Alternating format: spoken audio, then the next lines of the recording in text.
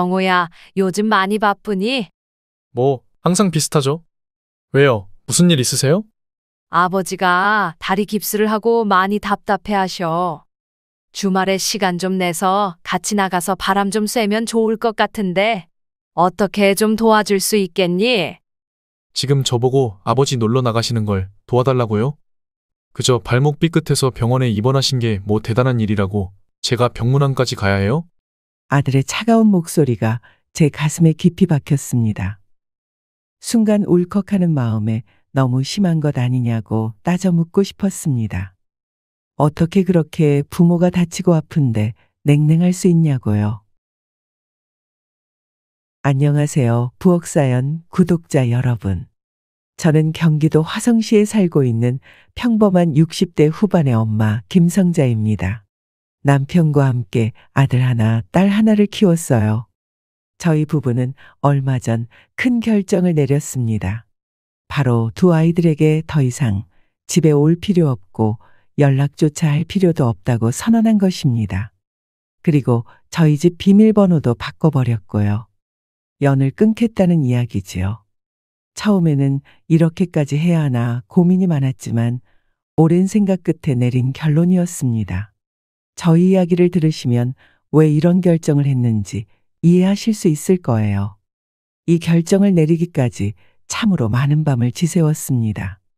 자식을 금이야 오기야 그렇게 애지중지 키웠는데 도대체 왜 이 지경까지 오게 된 걸까 생각하면 눈물부터 나더라고요. 세상 어느 부모가 자식과 연을 끊겠다는 결심을 쉽게 하겠어요. 하지만 저희 가족 사이에 오랜 시간 동안 차곡차곡 쌓인 불만과 서러움은 되돌릴 수 없을 정도로 깊어졌고 결국 이런 결과를 맞이하게 되었죠. 어느 순간 저희와 우리 자식들은 서로에게 위안이 되는 존재가 아니라 서로 상처만 주는 존재라는 사실을 깨달았거든요.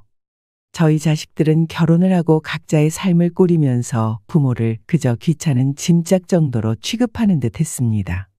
도대체 이 두 손으로 키운 자식들이 어떻게 이렇게까지 매정할 수 있는 걸까요? 아니면 사실은 자식들의 그런 행동이 자연스러운 걸까요? 저는 잘 모르겠습니다. 그래서 오늘 여러분의 다양한 의견을 듣고 싶어서 이렇게 부끄러움을 무릅쓰고 제 이야기를 풀어보아요. 들어보신 후 저에게 전달해 주실 삶의 지혜가 있다면 나눠주시길 부탁드립니다. 그리고 저처럼 자식들의 냉대로 마음의 상처를 받으신 분이 있다면 오늘 제 이야기로 작은 위로를 얻으셨으면 좋겠어요. 저와 남편은 2명의 자식이 있어요. 첫째 아들 정우와 둘째 딸 미영이죠.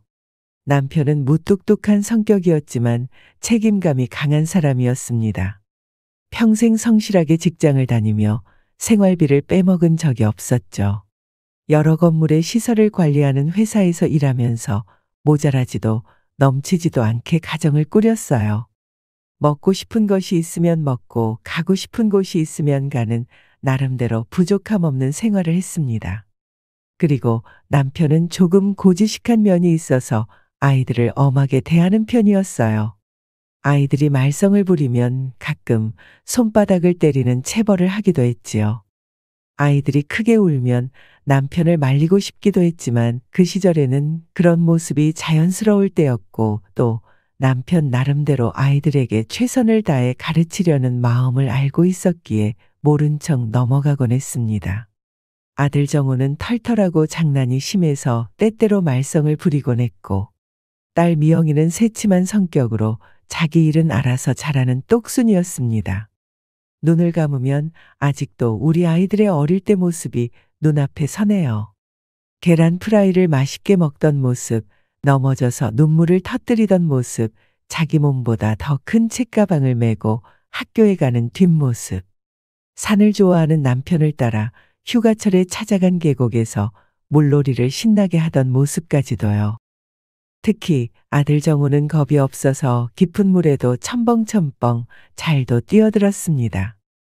그 모습을 항상 노심초사하며 지켜보고 있던 남편의 모습도 생각나네요. 두 아이 모두 저희 부부의 든든한 지붕 아래서 밝고 건강하게 자라났어요. 돌아보면 그 시절이 너무나 그립고 다시 돌아갈 수만 있다면 무엇이든 할 수 있을 것 같습니다. 하지만 언제까지나 아들과 딸이 그렇게 어린아이들로 있을 수는 없겠지요. 시간이 지나면서 아이들은 성인이 되었고 자연스럽게 저희 부부의 곁을 떠나 각자의 삶을 살게 되었습니다. 그때는 아이들이 성장하고 독립하는 것이 당연한 일이라고 생각했지만 지금 돌아보면 그때부터 이미 아이들과의 거리가 점점 멀어지고 있었던 것 같아요. 자식들이 저를 멀리하게 된 지금 그들과의 추억이 더욱 소중하게 느껴집니다. 이 추억들이 저희에게는 큰 위로가 되지만 동시에 자식들이 더 이상 제 곁에 없다는 사실에 더욱 가슴 아프게 느껴지기도 하지요. 저와 남편은 젊은 시절 마련한 경기도 화성의 아파트에서 지내고 있어요. 남편은 환갑을 넘긴 후 은퇴를 했고 그 뒤로 전기기능사 자격증을 활용해 빌딩 시설 관리 일을 맡게 되었어요. 일주일에 3일만 출근해서 돈이 많이 되는 일은 아니었지만 그래도 용돈벌이로는 괜찮았죠. 남편은 성실한 사람이기에 은퇴 후에도 꾸준히 일을 했습니다. 쉬는 날이면 집 근처 뒷산으로 등산을 다니기도 했고요.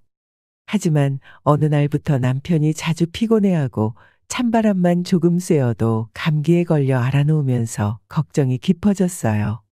남편은 확실히 자신이 달라졌다는 것을 느끼는 듯했죠. 60대면 아직은 젊다고 이야기는 하지만 그래도 몸이 예전 같지 않은 건 확실했습니다. 이제는 확실히 젊을 때랑은 몸이 다르네. 잠깐 일을 쉬고 기력을 회복해야 할 것 같아. 그래요. 쉬는 게 좋겠어요. 평생 직장 다니며 고생 많이 했잖아요. 노후연금도 어느 정도 준비가 되어 있으니 이제는 건강을 챙길 때죠. 저는 남편이 회복하길 바라며 한약을 지어다 주었고 음식도 신경 써서 해주려고 노력했지만 남편의 기력은 갈수록 떨어지기만 했습니다. 그러다 보니 매일 바쁘게 바깥을 돌아다니던 남편은 집에 있는 시간이 점점 더 많이 늘어났고 성격도 예전에 비해 조금 어두워졌어요. 저는 그런 남편을 볼 때마다 마음 한구석이 저릿했습니다. 늘 든든하던 사람이 이렇게 약해지는 걸 보니 제가 남편을 지켜줘야 할 것 같으면서도 한편으로는 혼자 남게 될 날이 멀지 않은 것 같아 불안하고 두려웠어요. 혹시라도 남편이 제 곁을 떠나면 나는 어떻게 살아가야 할까 밤마다 이런 생각이 머릿속을 떠나지 않았습니다. 그래도 아직은 부부가 함께하고 있기에 여전히 그를 위해 따뜻한 밥을 짓고 조용한 저녁마다 함께 식탁에 앉았습니다. 세월이 흐르니 저희 둘 다 변하고 있음을 절실히 깨달았지만 그 속에서도 함께 의지하며 살고 있었어요. 남편도 저도 나이가 들고 몸이 약해지다 보니 자식 생각이 절로 나더라고요. 젊고 기력이 좋았을 때는 알아서 잘 살겠거니 하고 신경 쓰지 않고 살았는데 나이가 들수록 자식에게 의지하고 싶은 마음이 커졌습니다. 하지만 그 기대는 결코 채워질 수 없다는 사실을 깨닫기까지 그리 오랜 시간이 걸리지 않았죠. 아들 정우는 이제 40이 넘었고 30대 초반에 결혼해서 지금은 8살 초등학생인 손자를 키우고 있었습니다.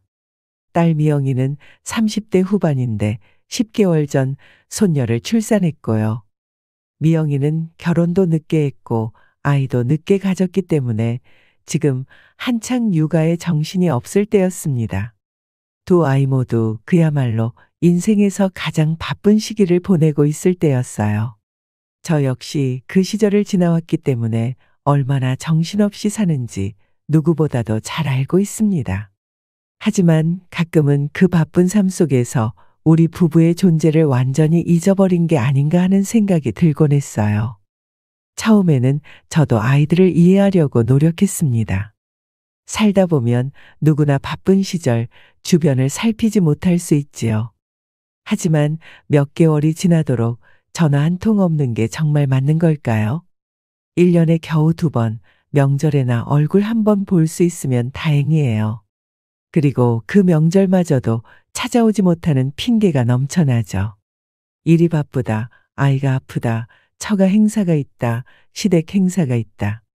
그 모든 핑계를 피해 어렵게 얼굴을 마주하면 한동안 못 본 만큼 반가운 마음도 들지만 이상하게도 그 만남마저도 어색하게 느껴지곤 해요. 정호와 미영이는 짧은 시간 동안 서로의 근황만 주고받고 그나마도 휴대폰을 들여다보느라 제대로 이야기를 나누지 않았죠. 가족이 한자리에 모여 있지만 진정한 대화는 사라져 버린 느낌이고 아이들은 서둘러 자리를 일어나기 바빴지요. 그렇게 자식들과 소원하게 지내던 중 남편이 등산을 하다 발목을 크게 다쳐 병원에 입원하게 되었습니다. 병원으로 달려가 보니 남편은 민망하다는 듯 웃고 있었지만 저는 얼굴이 새하얘질 만큼 놀랐죠. 괜찮아 보이던 남편의 얼굴과는 다르게 의사는 발목 부상이 꽤 심각해서 수술이 필요하다고 말하더군요. 수술 후 한 달 넘게 깁스를 해야 한다고 했고요. 그날 오히려 다친 남편보다도 제가 얼마나 놀랐는지 몰라요. 남편은 아무렇지도 않은 척했지만 제 마음은 무겁기만 했습니다. 다음 날 저는 아이들에게 연락을 했습니다. 정호에게 먼저 전화를 했죠. 정호야, 놀라지 말아라. 네 아버지가 등산을 하시다가 발목을 크게 다쳐서 입원하셨어. 곧 수술도 해야 하는데 병원에 한번 와봐야 하지 않겠니? 발목 수술이요? 아니, 얼마나 많이 다치셨길래 수술까지 해요? 인대랑 뼈가 둘 다 상해서 고정시켜야 한대. 나이도 있으신데 조심 좀 하시지. 그런데 엄마, 어쩌죠? 저 지금 회사 프로젝트 마감 중이라 많이 바쁜데 시간을 따로 빼기는 어려울 것 같아요. 나중에 아버지한테 따로 연락드릴게요. 지금 바쁘면 나중에라도 얼굴 비추지 그래. 네, 나중에 시간 되면 갈게요. 제가 지금 가봐야 해서 나중에 전화드릴게요. 아들은 다급하게 전화를 끊었죠.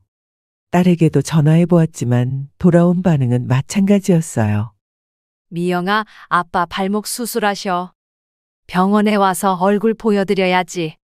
엄마, 그냥 발목 수술인데 뭘 가보기까지 해. 나 지금 애가 울어서요. 나중에 통화해요. 정호와 미영이는 둘 다 정신없이 바빠 보였죠. 아무리 그래도 그렇지, 아무리 바빠도 부모가 몸이 아파 입원까지 한 상황에서 얼굴조차 비추지 않는다는 것이 말이 되나요?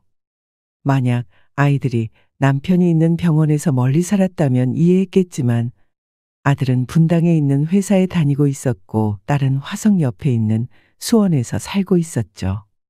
평소에도 자식들이 무심하고 냉담하다고 생각했지만 남편이 다쳐서 병원에 입원했는데 얼굴도 비치지 않으려는 아이들의 태도는 쉽게 납득이 가지 않았어요. 제가 어두운 얼굴로 병실로 돌아오자 남편은 물었습니다. 정호랑 미영이는 못 온대? 지금은 둘 다 엄청 바쁜가 봐요. 나중에 시간 나면 오겠지요. 그나저나 뭐 먹고 싶은 건 없어요? 아이들이 병문안을 오지 못한다는 말에 남편은 애써 담담한 척했지만 얼굴에는 씁쓸한 기색이 비치더군요. 저는 남편을 위로하고 싶었지만 달리 할 말이 없었습니다. 결국 남편이 수술을 받고 퇴원할 때까지 아이들은 한 번도 병문안을 오지 않았어요. 퇴원 후에도 그저 한 번씩 형식적인 안부 전화만 했을 뿐 더 이상의 관심이나 연락은 없었습니다. 그때마다 저는 고개를 저으며 생각했죠. 자기 아버지가 수술을 받은 날짜는 알고나 있는 걸까? 세월이 흐르며 자식들과의 관계가 점점 더 차가워지는 것이 가슴 아팠습니다. 그 옛날 아이들을 품에 안고 키웠던 시간이 머릿속을 스치며 참 허무하다는 생각이 들었고 부모로서 너무나도 외롭고 쓸쓸했어요. 자식들이 독립하고 자기 삶을 살아가는 건 당연한 일이지만 부모와의 관계가 이렇게 완전히 단절되는 건 아니지 않나 싶었습니다. 아무리 바쁘다고 해도 부모의 일에 이토록 무심할 수 있는 걸까요? 무슨 큰 사건이 있어서 멀어진 것도 아니고 그저 살다 보니 이렇게 남처럼 변해가는 현실이 씁쓸했습니다. 남편은 퇴원 후 깁스를 한 채 집으로 돌아왔습니다. 매일같이 통원 치료를 위해 함께 택시를 타고 병원에 다녔죠. 남편은 젊은 시절 바깥으로 돌아다니는 것을 참 좋아하던 사람이었어요. 하루만 집안에 가만히 있으면 좀이 쑤셔 어쩔 줄 몰랐죠. 그런 사람이 2주간 병원에서만 생활을 했고 또 깁스를 한 채 꼼짝없이 집과 병원만 다녀야 하니 많이 답답한 것 같더라고요. 바깥 바람을 쐬러 나가고 싶어 하는 눈치였습니다. 저도 마음이 편치 않았지요. 이럴 줄 알았으면 미리미리 운전 연습을 해두는 건데. 사실 저는 장롱면허라 운전을 하지 못했거든요. 내가 운전이라도 할 수 있었으면 얼마나 좋았을까 하는 후회가 밀려왔습니다. 그렇게 몇 번을 생각한 끝에 저는 조심스레 아들에게 전화를 걸었어요. 정호야, 요즘 많이 바쁘니? 뭐, 항상 비슷하죠? 왜요? 무슨 일 있으세요? 아버지가 다리 깁스를 하고 많이 답답해 하셔. 주말에 시간 좀 내서 같이 나가서 바람 좀 쐬면 좋을 것 같은데 어떻게 좀 도와줄 수 있겠니? 잠시 침묵이 흐르더니 아들의 냉정한 말이 돌아왔습니다. 지금 저보고 아버지 놀러 나가시는 걸 도와달라고요? 놀러 나가는 거라니? 그렇게 말하지 말고. 전에 입원해 계실 때도 얼굴 한 번을 안 비쳤잖아. 이 기회에 오랜만에 얼굴도 보고 같이 바람도 쐬면 좋지. 그저 발목 삐끗해서 병원에 입원하신 게 뭐 대단한 일이라고 제가 병문안까지 가야 해요? 저도 제 삶이 있고 가족이 있는데 어떻게 그런 일까지 일일이 제가 다 챙기냐고요. 발목 부상이야 뭐 대단한 것도 아니고 금방 나을 테니 걱정하지 마세요. 나으시면 하고 싶으신 일들 다 하시고요. 아들의 차가운 목소리가 제 가슴에 깊이 박혔습니다. 가족이라면, 부모라면 조금 더 신경을 써주는 게 당연하지 않나요? 발목 수술이 아들 말처럼 그렇게 대수롭지 않은 것도 아니고 단 하루의 시간도 내줄 수 없는 게 현실인가 싶었습니다. 순간 울컥하는 마음에 너무 심한 것 아니냐고 따져 묻고 싶었습니다. 어떻게 그렇게 부모가 다치고 아픈데 냉랭할 수 있냐고요. 하지만 혹시라도 모자 사이가 틀어질까봐 말을 아꼈습니다. 가슴 속에서는 울분이 차올랐어요. 아들의 냉정한 반응을 듣고 나니 딸에게는 전화할 엄두조차 나지 않았어요. 저는 남편을 위로하며 이야기했습니다. 정호 아버지 많이 답답하지요? 나중에 내가 운전 배우면 바깥으로 같이 바람 쐬러 나가요. 운전을 이제 배우려고? 별일이구만. 그래, 그러세. 그날 이후로 저는 결심했습니다. 남편의 발목만 나으면 운전부터 배워서 더는 누구의 도움 없이 우리 둘이 할 수 있는 건 해내야겠다고. 매번 아이들에게 의지하려고 하는 저 자신이 오히려 답답하게 느껴졌습니다. 남편이 다리 깁스를 한 채 의자에 앉아 창밖을 바라보는 모습이 너무 쓸쓸해 보였지만 저희 부부는 그래도 서로를 의지하며 하루하루를 보냈지요. 그렇게 몇 주가 지나고 남편은 깁스를 풀고 재활 운동을 시작했습니다. 하루하루 힘겹게 몸을 움직이는 그의 모습이 안쓰럽기만 했어요. 아프기 전만 해도 누구보다 건강하게 다니던 사람이 이제는 발걸음 하나도 힘겹게 내딛는 것을 보니 마음이 많이 안 좋았지요. 그러던 어느 날 남편 병원 가는 날짜를 체크하다 보니 손녀딸 수빈이의 돌이 다가오고 있더군요. 남편이 다친 후 정신없이 지내다 보니 까맣게 잊고 있었지요. 사랑스러운 수빈이의 웃는 얼굴을 떠올리자 마음 한구석이 설레었어요. 그래도 손녀 돌인데 저희 부부도 함께 축하해주고 싶다는 생각에 서둘러 딸 미영이에게 전화를 걸었습니다. 엄마, 왜요? 미영아, 다음 주가 수빈이 돌이지? 엄마가 그동안 정신이 없어서 미처 챙기지 못했네. 네 아버지랑 같이 가서 축하해 주려고 하는데 돌잔치 준비 다 했니? 아, 수빈이 돌이요? 두 분 오시려고요? 당연히 가야지. 손녀 돌잔치 안 가는 부모도 있니? 아빠 다리도 불편한데 뭘 오세요? 그냥 두세요. 저희 이번에 돌잔치 따로 안 할 거예요. 그럼 가족끼리 식사라도 해야 하지 않을까? 엄마랑 아빠는 수빈이 돌 축하해 주고 싶은데. 아니야, 번거로워요. 신경 쓰실 필요 없어요. 요즘 돌잔치 안 하는 집 많아요. 그 딱딱한 말투에 저는 순간 말문이 막혔습니다. 손녀딸의 첫 돌을 축하하는 게 그렇게 번거로운 일인가 싶어 마음이 아팠지만 끝내 그 속마음을 드러내지 못한 채 전화를 끊었어요. 생일이라는 말만 나오면 웃고 떠들던 과거의 저희 가족이 떠올랐습니다. 하지만 지금은 이런 특별한 생일조차 함께할 수 없다는 현실이 저를 슬프게 만들었죠.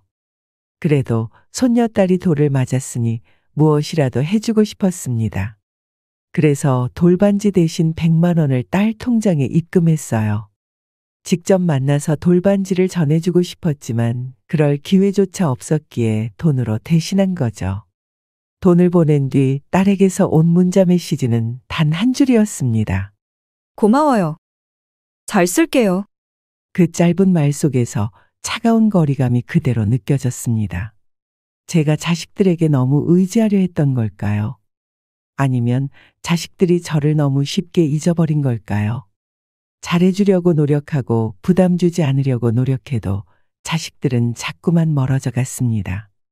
한동안 언젠가는 자식들이 자기들 부모를 다시 찾아올 거라 믿고 기다렸어요. 지금은 둘 다 바쁘다 보니 어쩔 수 없는 일이라고 스스로를 위로하면서 말이에요. 젊을 때는 바쁠 수 있어도 영원히 바쁘겠나. 언젠가는 여유가 생기겠지. 바쁜 나날이 지나가고 삶의 여유가 찾아오면 다시 함께 상에 둘러앉아 서로 웃는 얼굴을 마주보며 따뜻한 저녁 식사를 함께할 날이 올 거라 굳게 믿었습니다. 하지만 그건 저의 헛된 바람일 뿐이었어요. 시간이 지나도 자식들이 한가로워지는 일은 없더군요. 얼마 후 저는 우연히 휴대폰 메신저를 보다가 사위의 프로필 사진을 보게 되었어요.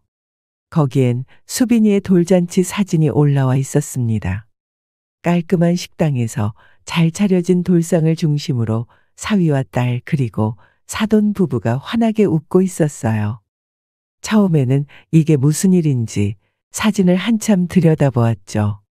저희에게는 분명 돌잔치를 하지 않는다고 했는데 어떻게 된 일일까요? 순간 손이 떨리고 가슴이 답답해졌습니다. 처음엔 바로 딸에게 전화를 걸어 따져 묻고 싶었지만 그러지 못했어요. 왠지 용기가 나질 않았습니다. 미영이가 무슨 상처되는 말을 할지 알 수 없었거든요. 대신 사위에게 전화를 걸었습니다. 왠지 모르게 딸보다 사위에게 물어보는 게 덜 아플 것 같았어요.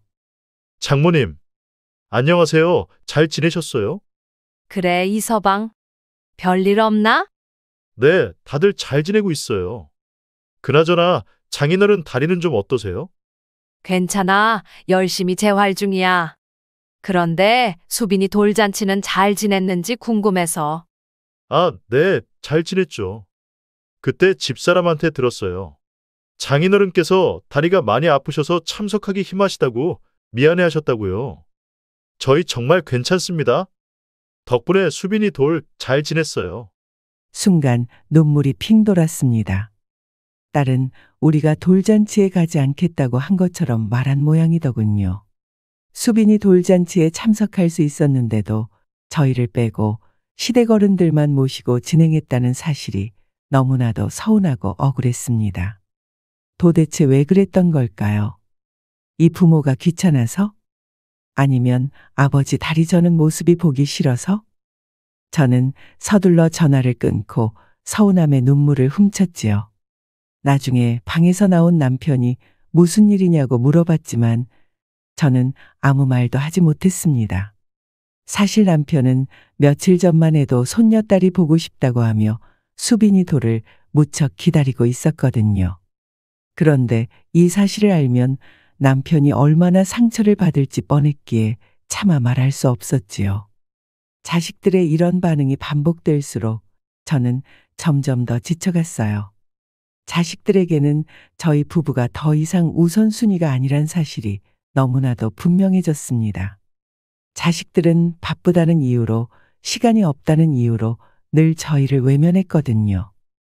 혼자서 이 서러움을 삼키며 저는 진지하게 고민하기 시작했습니다. 이제 자식들을 마음에서 떠나보낼 때가 된 것인지 말이에요. 아무리 부모라고 하더라도 이 지긋지긋한 외사랑을 언제까지나 할 수는 없었지요. 남편의 칠순이 다가오면서 저는 이 기회를 마지막으로 생각하게 되었어요. 자식들과의 관계를 다시 세울 수 있을지, 아니면 진정한 이별의 시작이 될지 결정짓는 순간이었죠. 남편은 오랜 세월 동안 가족을 위해 묵묵히 일했기 때문에 저는 그의 칠순만큼은 의미 있게 보내주고 싶었습니다. 그동안 칠순을 맞이했던 다른 친척들도 모두 작은 잔치를 열어 평소 만나기 힘들었던 가족이 모여 따뜻한 식사 자리를 가졌거든요. 저도 그 전통을 지키기 위해 당연히 칠순 잔치를 열어야 한다고 생각했습니다.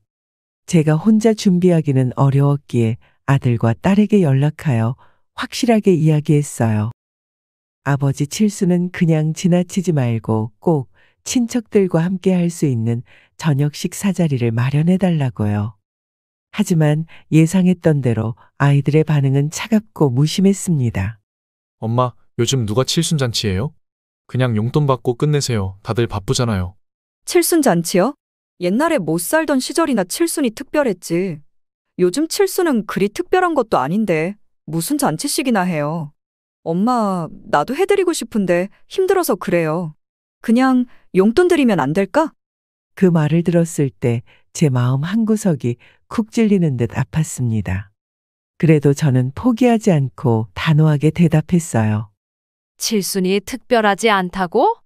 그건 너희가 판단할 문제가 아니지. 지난 50년 동안 가족을 위해 고생한 사람인데 너네 아버지 그 정도는 받을 자격이 있는 사람이야. 아버지 친척들은 다 그렇게 했고 우리도 그렇게 할 거다. 한평생을 자식과 가족을 위해 열심히 살아온 인생인데 그거 하나 못 챙겨? 엄마는 너네가 그 정도 생각은 있는 자식들이라고 생각한다. 아들과 딸은 더 할 말이 없었는지 결국 울며 겨자 먹기로 칠순잔치를 준비하기 시작했습니다. 혹시나 금전적으로 부담이 될까봐 저는 보탬이 되라며 각각 100만 원씩을 보내주었어요. 그리고 부족하면 이야기하라고 덧붙였죠. 그러자 얼마 후 정호에게서 초대장이 도착했습니다. 5월 24일 금요일에 한정식 식당을 예약했다는 내용이었어요. 남편을 위한 작은 고의원이 나름 착착 준비되고 있었죠. 아이들이 마지못해 준비하는 모습을 생각하면 마음이 쓰였지만 그래도 남편을 위한 자리라는 생각에 설레는 마음이 더 컸습니다. 남편에게도 이 사실을 알려줬죠. 성호랑 미영이가 고희연 준비하고 있어요. 식당 예약도 하고 그날 꽃다발 받고 케이크 자르고 저녁 식사도 할 거래요. 그러자 남편은 어색하게 웃으며 말했어요. 성호랑 미영이가 고생 많네. 고맙기도 하고. 그래도 자식들이 챙기니까 좋지요? 남편은 쑥스러운 듯 웃으며 고개를 끄덕였습니다. 그 모습이 보기 좋았어요. 마침 발목도 거의 다 나아서 그날 즐거운 시간을 보낼 거라는 기대를 했죠. 마냥 좋은 일만 일어날 것 같았어요. 드디어 그날이 밝아오고 저는 남편과 함께 아침부터 분주히 준비했습니다. 남편은 무뚝뚝한 성격이지만 오늘만큼은 설레는 기색이 역력했지요. 자식과 친척들이 모두 모인 자리에서 칠순을 축하해 줄 걸 생각하며 미소를 지었습니다. 저도 마음 한구석에서 작은 기대감이 일했어요. 저희 부부가 식당에 가장 먼저 도착했고 친척들 역시 일찍 도착해 하나둘 자리에 앉았습니다. 다들 오랜만에 만난 탓인지 웃음꽃이 피었고 분위기는 밝았죠. 남편도 이런 분위기를 즐기는 듯 보였고 저 역시 기분이 좋았습니다. 하지만 시간이 지나도 정훈의 가족과 미영이네 가족이 도착할 기미가 보이질 않는 거예요. 시계는 어느새 식사를 시작할 시간이 되었지만 자식들의 자리는 여전히 비어 있었죠. 처음에는 조금 늦는 거겠지 싶었는데 점점 초조해지기 시작했습니다. 친척들도 걱정스러운 표정으로 무슨 일 있는 거 아니냐며 한마디씩 던지기 시작했죠. 결국 저는 아들에게 먼저 전화를 걸었어요. 그런데 아들이 다급한 목소리로 전화를 받더니 이렇게 이야기하는 겁니다. 엄마, 지금 가는 중인데 차가 너무 막혀서요. 좀 늦겠어요. 다른 어른들은 벌써 다 도착하셨어. 지금 어디쯤이야? 언제 나왔는데? 어쩌죠? 아침에 다른 일이 있어서 조금 늦게 출발했어요. 아직 서울을 못 빠져나가서 1시간 정도 걸릴 것 같아요. 뭐? 1시간? 저는 한숨을 쉬며 전화를 끊었습니다. 그리고 곧바로 딸에게도 전화를 해보았어요. 미영아, 너는 집이 코앞인데 왜 아직도 안 와? 엄마, 미안해. 수빈이한테 아침 먹이고 출발하려고 했는데 그게 잘 안 맞았는지. 애가 좀 불편해해서 잠깐 쉬었다가 출발할게요. 불편해한다고? 어디 많이 아픈 거니? 병원에 한번 들렀다 가볼게요. 먼저 식사하고 계세요. 도대체 무슨 소리인지 알 수 없었죠. 아프다는 소리인지 그냥 아직 출발을 안 했다는 소리인지. 저는 민망한 표정으로 전화를 끊었습니다. 통화를 들은 친척들은 아이들이 늦는다는 것을 알고 남편 눈치를 살폈어요. 남편은 씁쓸하게 웃고 있었죠. 아이들이 좀 늦나 보네요. 먼저 식사할까요? 그렇게 어색하고 민망한 분위기에서 식사는 시작되었습니다. 초대한 친척들 앞에서 자식들이 1시간이나 늦는다는 사실이 부끄럽고 쥐구멍이라도 있으면 들어가고 싶었죠. 특히 기운이 빠진 듯 축 처진 남편의 어깨가 무엇보다 가슴 아팠습니다. 다들 괜찮다고 맛있게 식사를 했지만 그렇게 음식이 입으로 들어가는지 코로 들어가는지도 모르게 식사가 시작되었어요.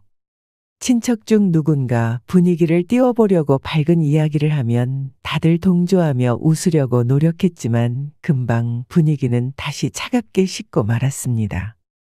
저의 신경은 온통 아들과 딸이 언제 도착하는지 식당 문을 향해 쏠려 있었어요. 아들과 딸을 애타게 기다리고 있었거든요. 자식들에게 축하를 받고 이 자리를 시작하고 싶었는데 자식들은 쏙 빠진 채 조금 어색한 분위기에서 다들 밥을 먹었습니다. 주인공이었던 남편도 많이 실망하고 속상했는지 말없이 밥을 먹었고요. 그렇게 어두운 분위기에서 식사가 마무리되어 갈 무렵 아들이 어색한 표정을 지으며 식당에 들어섰습니다. 늦어서 죄송해요. 식사는 맛있게 하셨어요? 그래, 우리는 식사 끝냈다. 너는 못 먹어서 어떡하니? 미영이는? 미영이는 오면서 통화했는데 수빈이 컨디션이 좀 안 좋은가 봐요. 오늘 못 올 것 같다고 말했어요. 아들은 어색하게 남편에게 다 시들어버린 꽃다발을 건넸고 남편은 쓴웃음을 지으며 그 꽃다발을 받아들였죠. 카네이션 꽃이더군요. 고맙구나. 식사는 잘했다. 이제 들어가자. 식당에서 친척들이 모두 돌아간 이후 저는 결국 아들에게 한마디 했습니다. 너는 아버지 칠순 잔치인데 이 시간 하나 지켜서 못 오니? 도대체 오늘 같은 날 아침에 무슨 다른 일을 했다는 거야? 저도 제 생활이 있는데 다른 일이 있을 수 있죠. 늦은 건 죄송하지만 이럴까봐 제가 칠순 잔치는 하지 말자고 했잖아요. 너는 도대체 부모를 뭘로 생각하는 거야? 너는 그렇게 네 부모가 웃음니? 우습다뇨. 무슨 말을 그렇게 하세요? 그냥 제 생활이 있다고 말했을 뿐인데. 네 생활이 그렇게 바빠? 부모 아픈데 얼굴 한번 비출 시간도 없을 만큼? 그게 바쁜 거야? 아니면 그냥 우리가 뒷전인 거야?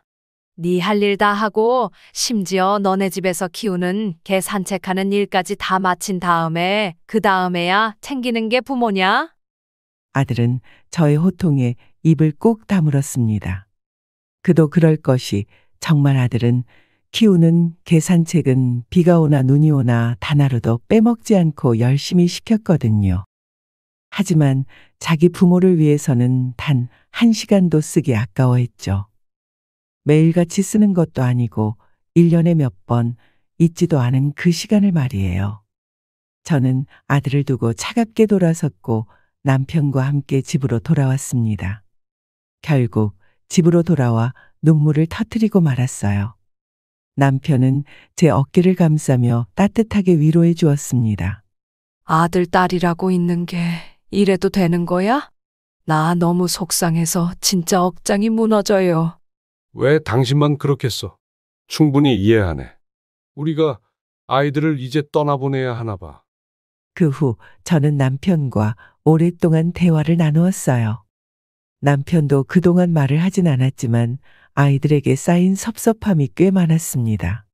남편 역시 저에게 그동안 힘들었던 마음을 털어놓았는데 남편도 저와 별반 다르지 않게 생각하고 있더라고요.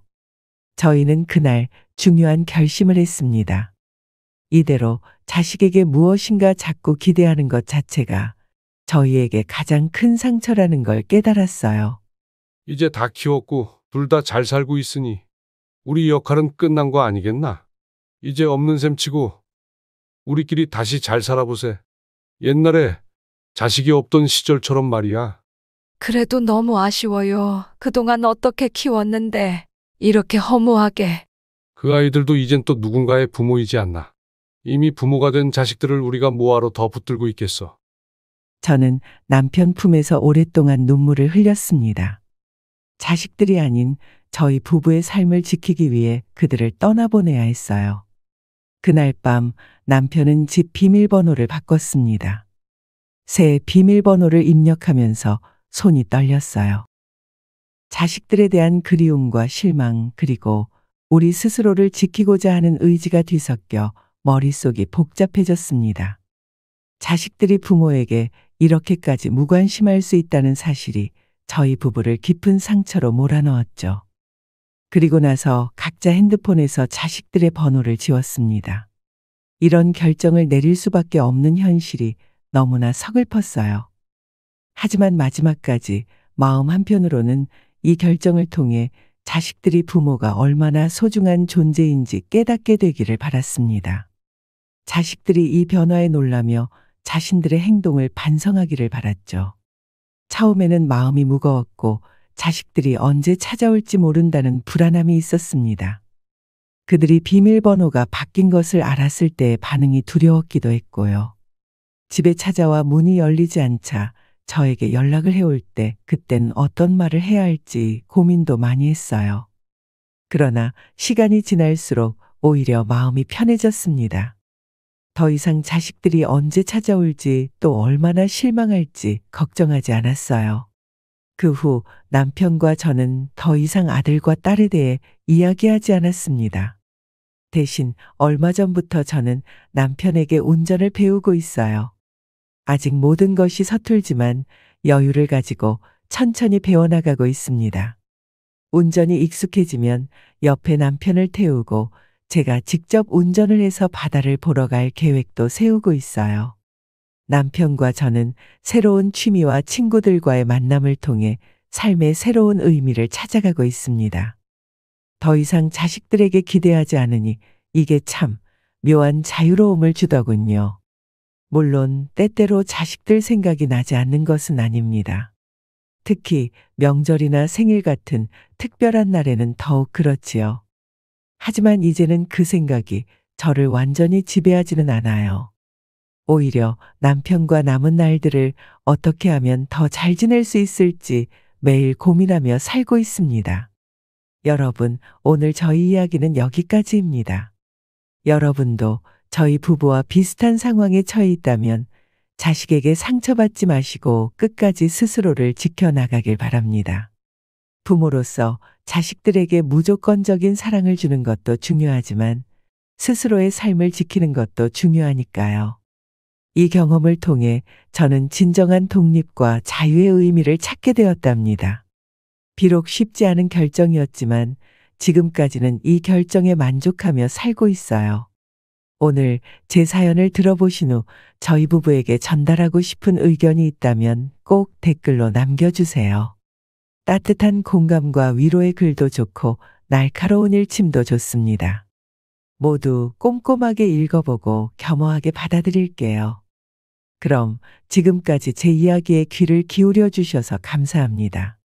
모두 행복하시고 건강하세요. 오늘 사연 어떻게 들으셨나요? 이번 이야기가 구독자분들에게 따뜻한 위로가 되었으면 좋겠습니다. 느끼신 점이 있다면 댓글로 허심탄회하게 의견을 나눠주세요. 부엌 사연은 여러분의 구독과 좋아요 그리고 댓글로 유지됩니다. 앞으로 더 좋은 사연으로 찾아뵐 수 있도록 많은 도움을 부탁드려요. 감사합니다.